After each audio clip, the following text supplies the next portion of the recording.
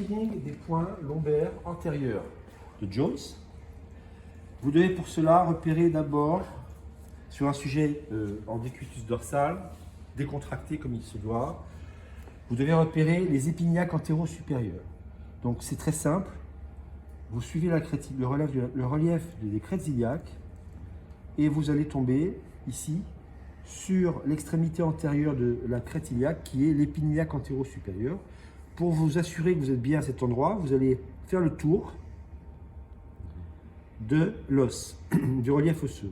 Et le point A1L se situe juste en dedans, comme ceci, comme ceci. On va chercher, avec une pression de 100 grammes, de dedans en dehors. Tu me dis si tu as une douleur. D'accord. Et pareil à droite ici. À gauche, pardon. Donc A1L, droit, A1L, gauche. Alors, pour repérer les points A2L, A3L et A4L, on va prendre 2 travers de doigts en dessous. Donc là, on tombe sur des tissus mous.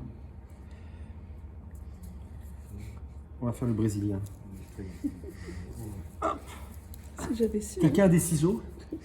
Donc, alors pour mettre en évidence cette zone-là, on va demander au patient de tendre la jambe.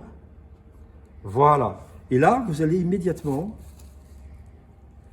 visualiser, ou en tout cas palper, ici un creux. Relâche.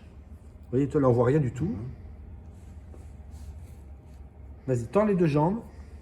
Et vous avez un creux ici. Alors, qu'est-ce que c'est que ce creux? En dedans, vous avez le tendon du couturier qui descend comme ça, qui va aller jusqu'ici. En dehors, vous allez avoir le TFL qui s'insère sur la partie antérieure de la crête iliaque ici et qui va faire une espèce de cercle. Et en dessous, vous avez le droit fémoral qui va s'insérer, lui, en haut, par son tendon direct sur l'épignac antéro-inférieur. On ne parle pas des tendons récurrents et des tendons indirects, on parle du tendon direct. Alors, tu poses. Maintenant, une fois que vous avez repéré cette petite bifurcation, vous allez palper le point A2L comme ceci. A2L de dedans en dehors. A3L de dehors en dedans.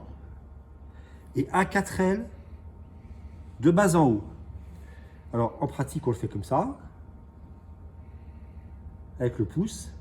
Est-ce que tu as mal? Est-ce que tu as mal? Douleur? Douleur? Douleur? Douleur? Un petit peu là? Alors on va dire peut-être A4L gauche. Il en reste un, le dernier, c'est le point A5L. Alors on va faire comme ça. Non, comme ça. Donc, vous allez dire au patient que vous allez palper tout doucement son os ici. Vous descendez de proche en proche. Vous repérez bien la ligne médiane. Et vous allez, de part et d'autre, imaginez ici le cartilage de la symphyse pubienne, un petit peu en dedans, un petit peu en dehors, pardon, de chaque côté, et vous allez palper comme ça direct. Gauche, droit. A5L, gauche, A5L, droit. Voilà.